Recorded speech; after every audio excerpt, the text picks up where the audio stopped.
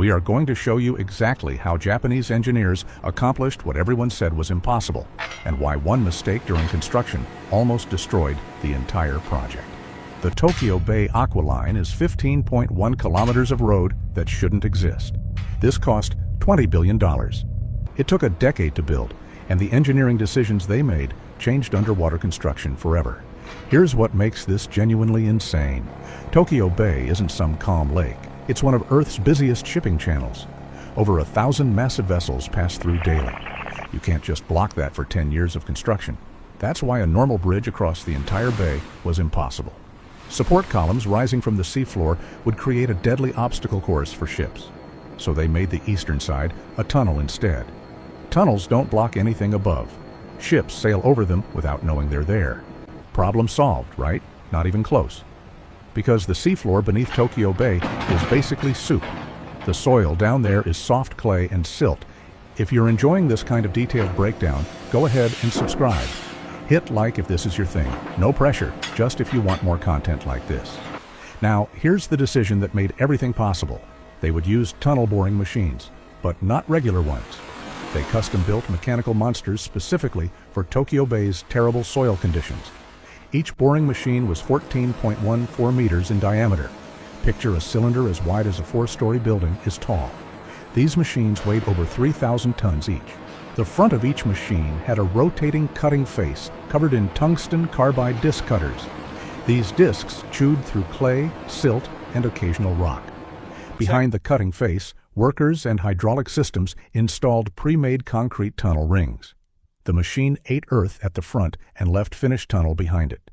Think about what that means. You're essentially building the tunnel and digging it at the same time. If the machine stops, the whole project stops. They needed 2 parallel tunnels, one for each direction of traffic. That meant multiple boring machines working simultaneously. And here's where it gets truly wild. They started from both ends of the bay. Machines boring from Kawasaki in the east, different machines boring from Kisarazu in the west. The plan was to meet in the middle with millimeter precision. Imagine the math involved. You're drilling nearly 10 kilometers through mud you can't see. The machines are moving about 10 to 15 meters per day. That's right, per day, not per hour. Any slight miscalculation in angle compounds over distance. If your calculations are wrong by even a fraction of a degree, the tunnels won't connect. They used gyroscopes, laser guidance systems, and constant surveying. Every day, teams would measure exactly where the machine was and compare it to where it should be. They'd make tiny corrections, a few centimeters left, a degree adjustment upward, over and over for years. The machines advanced through some of the worst soil conditions engineers had ever encountered. In some sections, the clay was so soft it flowed like liquid. The machine would push forward and clay would squeeze in around it. They had to constantly adjust the pressure inside the machine to match the water pressure outside. Too little pressure and water floods in. Too much pressure and you blow out the seafloor above you. Either scenario is catastrophic, so they maintained perfect balance through computer systems and manual adjustments. Hour after hour, day after day, for years. But here's something they discovered during construction that almost ended everything. About 4 kilometers from the Kawasaki side, they hit an unexpected geological formation, a layer of hard rock nobody predicted. The cutting discs couldn't penetrate it. The machine stopped advancing. They were stuck under Tokyo Bay. The machine couldn't go forward. They couldn't easily go backward. And every day of delay cost hundreds of thousands of dollars. Engineers spent weeks developing solutions. They modified the cutting discs. They adjusted rotation speeds. They tried different approaches. Nothing worked fast enough. Eventually, they had to partially dismantle the cutting head underwater and replace it with specialized rock cutting equipment. This took months. The financial pressure was enormous. Critics screamed that the project should be canceled, but they'd already spent billions. Turning back meant total loss. Meanwhile, the other machines kept advancing. The western tunnels progressed faster because the soil there was more predictable. That created a new problem. If the western side finished too far ahead of the eastern side, the timing for the entire project would collapse. They needed both tunnels to reach the middle point at roughly the same time, because that middle point is where Umi Hotaru would be, the artificial island. And building that island required its own engineering miracle. Umi Hotaru is 650 meters long and 100 meters wide. It sits in water about 27 meters deep, and it's completely man-made from 278 gigantic concrete caissons. A caisson is a massive hollow concrete box. These weren't small. Each one was several stories tall and weighed thousands of tons. They built them in special construction yards on shore. Then they floated them out to the exact location in Tokyo Bay where Umi Hotaru would be. Picture trying to position a building in the middle of the ocean. Currents are pushing it. Waves are moving it. And it needs to be placed within centimeters of its exact planned location. They used tugboats, GPS systems, and divers to guide each caisson into position. Once positioned, they slowly flooded the internal chambers of the caisson. This made it sink, slowly, controllably, down to the seafloor. Once it touched bottom, they filled it with sand and gravel to make it stable. Then they moved on to the next caisson. 278 times they repeated this process. Each caisson had to fit perfectly against its neighbors. The tolerances were incredibly tight. Even small gaps would let water through or create structural weaknesses. So they used rubber gaskets and special sealing techniques between each caisson. Once all 278 caissons were in place, they covered the top with more concrete and soil. They landscaped it, built buildings on it, created parking areas and restaurants. What was open ocean became solid land you can drive on. But Umi Hotaru isn't just a rest stop. It serves critical functions for the tunnel. It's the ventilation hub. Massive air handling systems inside Umi Hotaru pull fresh air down into the tunnels and exhaust stale air out. Without this, the tunnels would fill with carbon monoxide and become death traps. It's also the transition point between tunnel and bridge. The tunnel approaches Umi Hotaru at about 40 meters below sea level. It can't just pop up vertically. Cars can't drive straight up a wall. So inside Umi Hotaru, there's a long, gradual ramp that brings traffic from tunnel depth up to bridge level. This ramp is about 150 meters long. You're driving up through the inside of an artificial island. It's disorienting. And when you emerge, you're suddenly on a bridge in open daylight. That bridge is its own engineering achievement. The bridge section spans 4.4 kilometers across the western part of Tokyo Bay. It's a cable-stayed design, which means the roadway hangs from cables attached to tall support towers. Why cable-stayed instead of suspension? Because Tokyo Bay gets hammered by typhoons. Wind speeds can exceed 200 kilometers per hour during the worst storms. Suspension bridges sway dramatically in high winds. Cable-stayed bridges are more rigid, more stable, more likely to survive a typhoon without catastrophic damage. The main support towers rise 98.6 meters above sea level. That's about as tall as a 30-story building. These towers needed foundations anchored deep into the seafloor. They drove massive steel and concrete piles down through the soft mud until they hit bedrock. Some piles went down more than 70 meters. Building these foundations underwater was incredibly dangerous work. Divers worked in low visibility conditions. Strong currents made positioning difficult, and they were working around heavy machinery that could kill them instantly if something went wrong. Several workers died during this phase of construction. The exact number varies depending on sources, but at least 5 deaths are confirmed. Once the foundations were solid, they began building the towers. They did this in sections. Construct a section on shore, transport it by barge, lift it into place with massive cranes, secure it, repeat. Each section had to align perfectly with the one below it. The towers had to be absolutely vertical. Even a slight lean would create structural problems. So they used laser alignment systems and constant surveying. Every section was checked and rechecked before the next one was added. With the towers complete, they began installing the cables. These aren't regular cables, they're bundles of high-strength steel wires, each bundle as thick as your thigh. The cables run from the top of each tower down to the bridge deck at angles. Installing these cables required perfect tension calculations. Too loose and the bridge deck sags. Too tight and you stress the towers. They used hydraulic tensioning systems to get each cable exactly right. As they added more cables, they had to retension earlier ones. It was a constantly evolving balance. Then came the bridge deck itself. This is what you actually drive on. They built it in sections, just like the towers. Each deck section was constructed on shore in special facilities. These sections were enormous. Some weighed over 1,000 tons. They floated each section out on barges, positioned it between the cables, then used massive jacks to lift it into its final position. Workers would secure it to the cables and to the previous deck section. One section at a time, the bridge grew from both the Kisarazu side and from Umihotaru. The precision required was absurd. The sections had to align within millimeters. If they were off, the roadway would have bumps or gaps. At highway speeds, even small imperfections become dangerous. So every measurement was triple-checked. Weather was a constant enemy. Typhoons would halt all work. Winter storms created waves too dangerous for barges. Summer heat made metal expand, throwing off measurements. They could only work during specific weather windows. Sometimes they'd wait weeks for conditions to be right. The economic pressure was crushing. This project was supposed to cost around 1 trillion yen. It ended up costing about 1.44 trillion yen, which is roughly 20 billion US dollars in today's money. Some estimates put it even higher. The construction companies were bleeding money.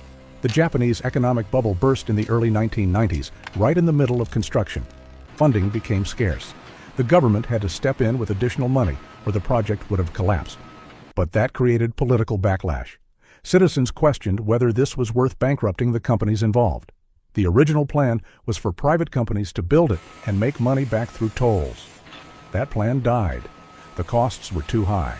The companies would never recover their investment in any reasonable time frame. When the Aqua line finally opened in December 1997, the initial toll was set at 4,000 yen per crossing. That's about 35 US dollars. At that price, almost nobody used it. The tunnel sat mostly empty. A $20 billion monument to engineering achievement that people couldn't afford to drive through. They eventually dropped the toll to around 800 yen on weekdays and even less on weekends. Usage increased dramatically. But the operating company is still in massive debt. They won't break even for another 50 years, if ever. So was it worth it? Financially, probably not. But that's not the whole story. Before the Aqua line, driving around Tokyo Bay took 100 kilometers and could take 3 hours in bad traffic. The Aqua line cut that to 15 kilometers and about 15 minutes. For hundreds of thousands of people, that's 2.5 hours of life returned to them every day. Think about what that means. Parents who can now eat dinner with their children. Workers who aren't exhausted from commuting. People who moved to affordable housing on the Boso Peninsula because they could now reach Tokyo for work. The social impact is enormous.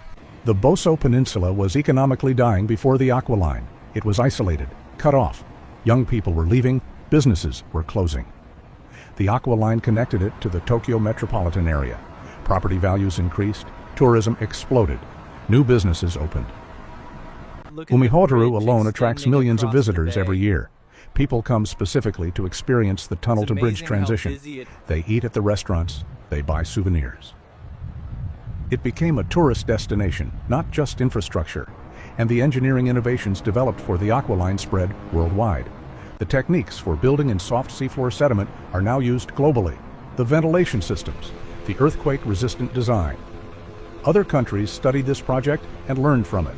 Hong Kong's tunnel systems borrowed technology from the Aqua line. China's massive underwater tunnels used similar boring machines. The bridge design influenced cable-stayed bridges across Asia. The Aqua line became a blueprint for what's possible. Let's talk about safety, because you're probably wondering what happens if there's an earthquake while you're under the ocean. Japan sits on multiple tectonic plate boundaries. Earthquakes are routine. The Aqua line had to be designed to survive major seismic events without collapsing. The tunnel segments are designed to flex. They can move independently without breaking apart. During the 2011 Tohoku earthquake, one of the most powerful earthquakes ever recorded, the Aqua line held. It was closed temporarily for inspection. Engineers found minor damage. They repaired it. It reopened. The design worked exactly as intended. Fire is another major concern. Inside a tunnel under the ocean, you can't escape easily. So there are emergency exits every 500 meters. Each exit leads to an escape passage that runs parallel to the main tunnels. If fire breaks out, you evacuate through these passages. Fire suppression systems are built into every section. Water deluge systems can flood the roadway in seconds. Foam systems can smother chemical fires. Emergency ventilation can reverse airflow to evacuate smoke away from people. The tunnel is monitored 24/7 from a central control room. Hundreds of cameras watch every section. Sensors detect fire, smoke, structural stress, water leaks, air quality problems. If anything goes wrong, operators see it immediately and can respond. Maintenance teams inspect the tunnel constantly. They look for cracks in the concrete, water seepage, corrosion on rebar, anything that could become a problem. They fix issues before they become dangerous. There's no "we'll get to it later" in underwater tunnel maintenance. The ventilation system is particularly impressive. Car exhaust inside a sealed tunnel is deadly. Carbon monoxide builds up fast, so massive fans continuously pull fresh air in from outside and push exhaust air out. These fans are enormous, industrial-scale air movers. During maintenance, workers have to be careful or the airflow will literally knock them over. The air in the tunnel is completely replaced every few minutes. Lighting was another critical challenge. The tunnel needs to be bright enough for safety, but not so bright it blinds drivers. And the transition from daylight to tunnel darkness happens fast. Your eyes need time to adjust. They installed a gradual lighting system. As you approach the tunnel entrance, artificial lighting gets brighter. By the time you enter the tunnel, your eyes have already adjusted. Inside, lighting is consistent. As you approach the exit, it gradually decreases so you are not blinded by sudden daylight. The tunnel also has a gentle curve built into it. It's not perfectly straight. Why? Because straight tunnels cause driver hypnosis. Your brain zones out. You stop paying attention. Accidents increase. The gentle curve forces tiny steering corrections that keep you alert. Now let me tell you what it's actually like to drive through this thing. You approach from either Kawasaki or Kisarazu. The highway looks normal at first. Then you see signs for the Aqua line. The road begins descending, not dramatically, just a steady slope downward. Buildings disappear, trees vanish. You're surrounded by concrete walls. The sky is gone. You're in the tunnel. It's wide, 2 lanes each direction. Well lit, it doesn't feel claustrophobic. But you know what's above you. The ocean, ships, the weight of all that water held back by concrete and engineering. The drive through the tunnel takes about 9 or 10 minutes at speed limit. You can't see the end, just road ahead. Other cars, white tile walls, gentle curves. It feels surprisingly normal considering you're under the seafloor. Then you start climbing. The road angles upward. You're entering Umihotaru. You're driving up through an artificial island. When you emerge, you can stop, park, get out. Look at how There are far 5 the floors bridge of goes. facilities, restaurants, shops, observation decks. From the observation decks, you can see the tunnel entrance you just drove out of. You can see the bridge ahead.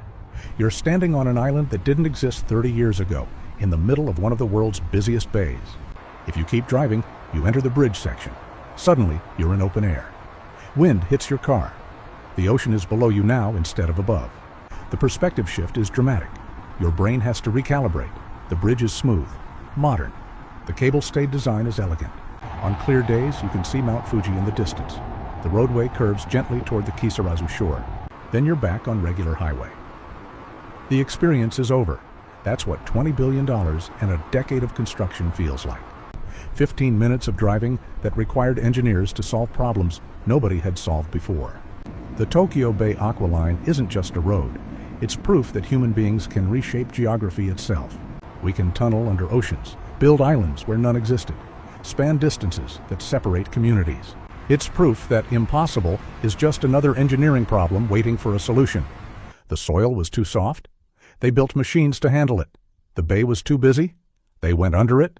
Ships needed to pass? They stayed out of the way.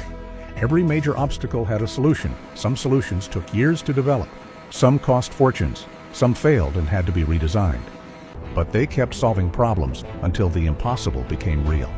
You now know how they built a highway that vanishes into the ocean, why every decision mattered, and what went wrong along the way. You understand the engineering, the economics, and the human cost. That's the complete story of how Japan built the Aqua Line.